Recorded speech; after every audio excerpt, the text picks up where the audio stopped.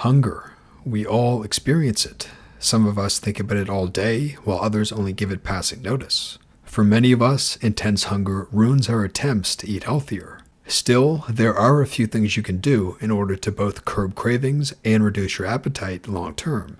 The first way to do this is with water. Mild dehydration is often masked as feelings of hunger, when really your body just needs fluids, says Alyssa Rumsey.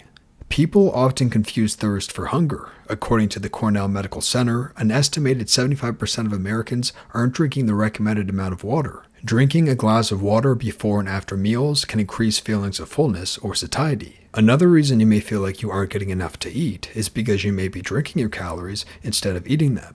This can come in the form of sodas, juice, and cocktails, as well as soup, smoothies, and meal replacement shakes. These liquid calories go through your digestive system more quickly than solid foods, which can lead to an increased feeling of hunger. If you were eating solid foods, you might just not be having the right kind.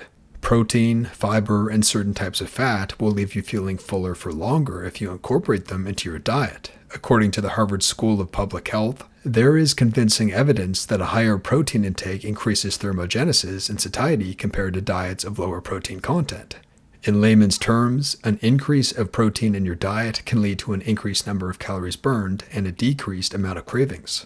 Omega-3 fats, which are often found in fish, can increase the production of the hormone leptin. This hormone is referred to as both the starvation and the satiety hormone. It is meant to help us find the perfect point between hungry and full, between overeating and undereating. Increasing the amount of omega-3 fats in your diet may increase your ability to determine when you are actually full. To recap, a person's diet can greatly affect their hunger. To feel more full, people can drink more water, but restrict other drinks that are high in calories. You could also include more protein and omega-3 fats into your diet.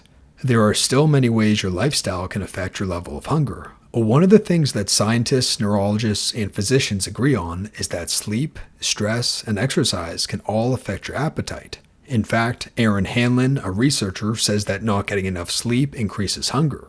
Studies show that sleep-deprived people tend to exceed their necessary intake of calories, which suggests they are eating for reward and pleasure, according to Hanlon. Repeating behaviors, such as excessive eating, activates the pleasure centers of the brain and releases dopamine.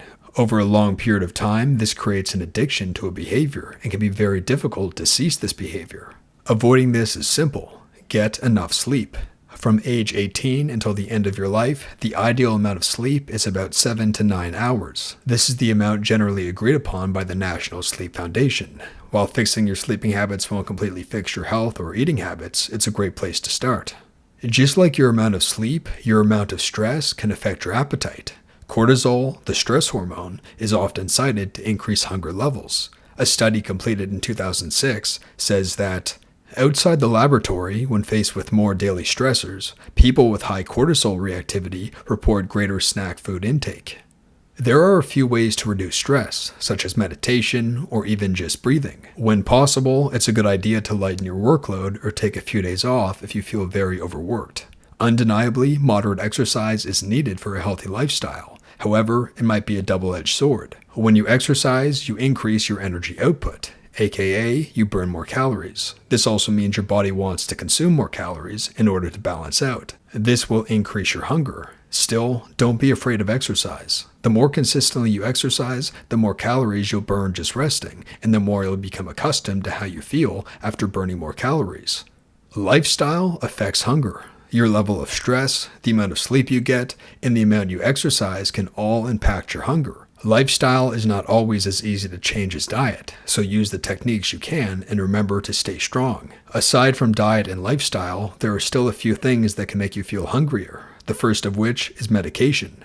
Many different types of medication, including mood blockers, certain depression and pain medications, and meds for seizures and migraines can affect your appetite both ways. They can make it difficult for you to determine when you are hungry and when you are full, leading to weight gain, weight loss, or stagnancy.